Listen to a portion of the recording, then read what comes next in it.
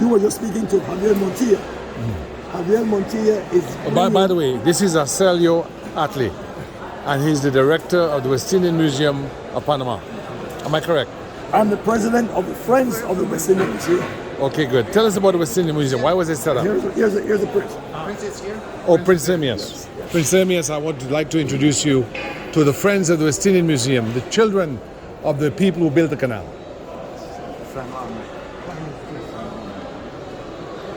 I saw the canal yesterday. Got a glimpse of the history. Okay. And we, of course, we pride ourselves in being... Hello.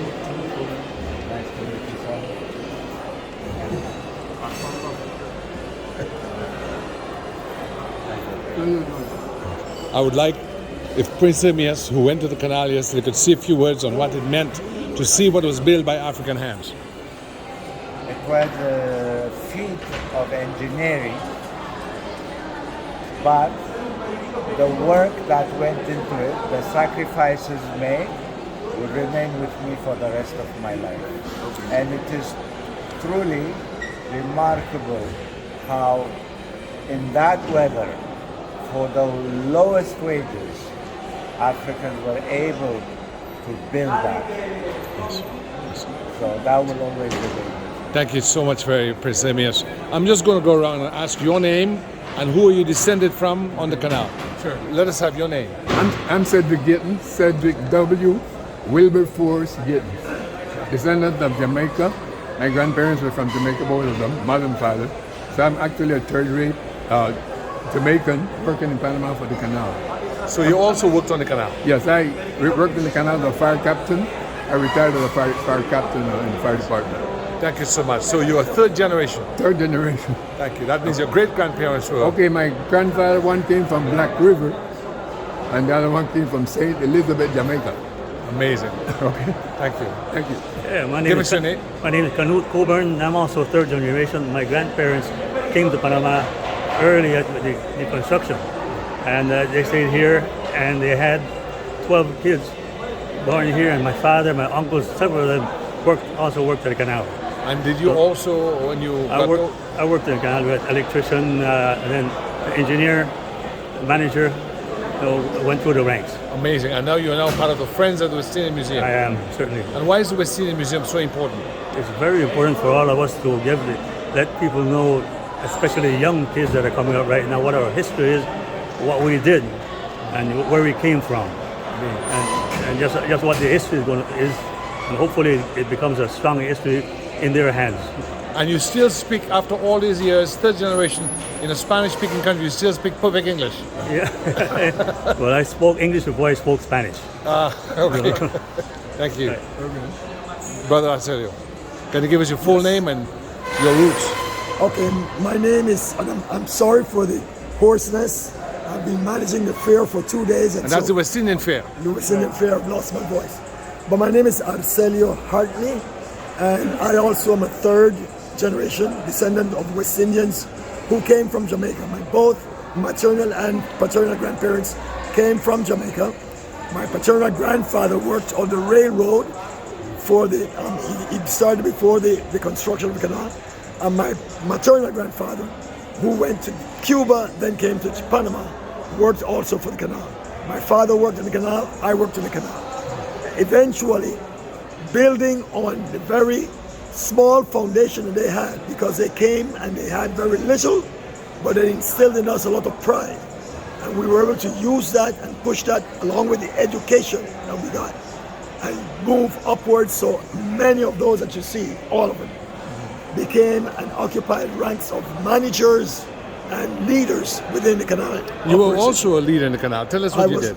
Well, I became a trouble master, I became a pilot, and then I became the manager of Transit Operations Division.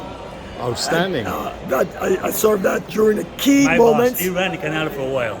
So he ran the canal? During the key moments of the transition into Panama's operation. So from the United States? From the United States to Panama. So we were instrumental, I feel, in the transition being an effective and successful one.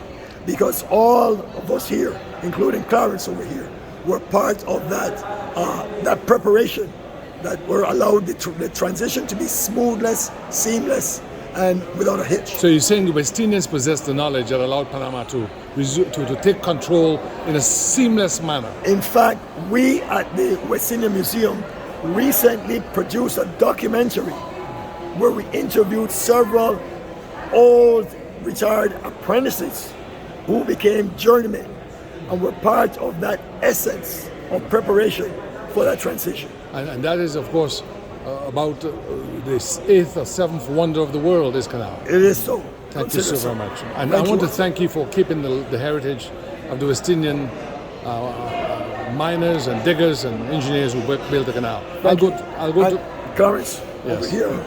give us your full name, sir. Clarence George Jr. I have Jamaican on maternal side, both Jamaican on the maternal side, on the paternal side from Trinidad.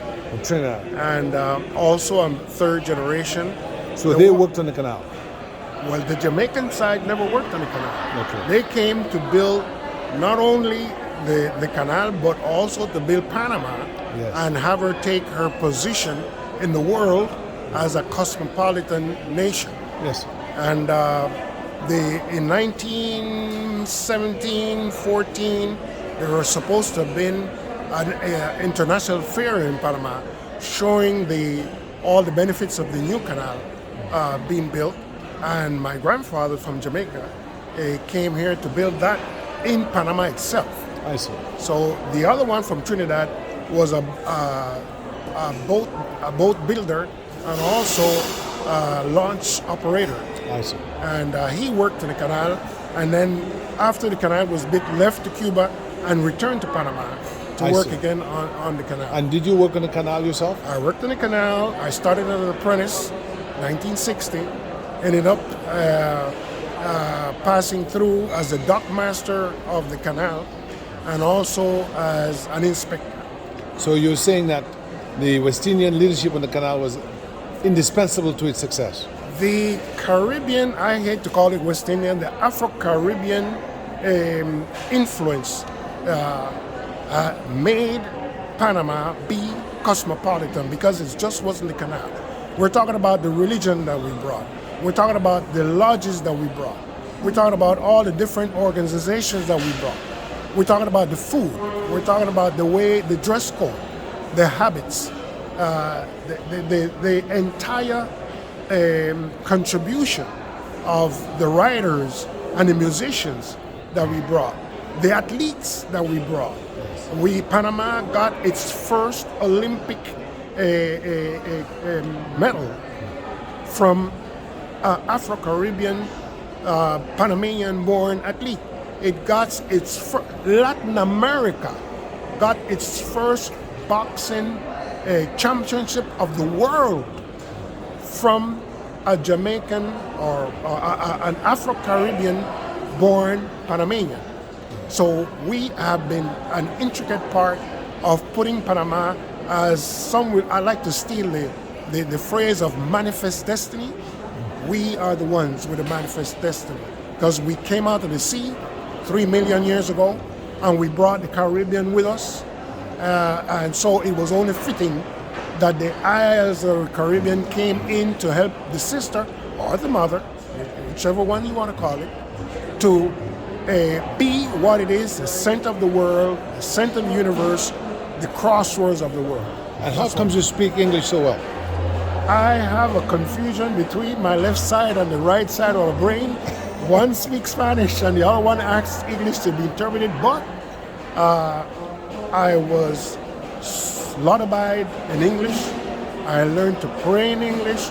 I learned to count in English before I could even speak Spanish. Oh, My childhood was West Indian, Afro-Caribbean, wall to wall, until when I was about 13 years old. Outstanding. Well, I say, let's just let me say a few words. I want to say a few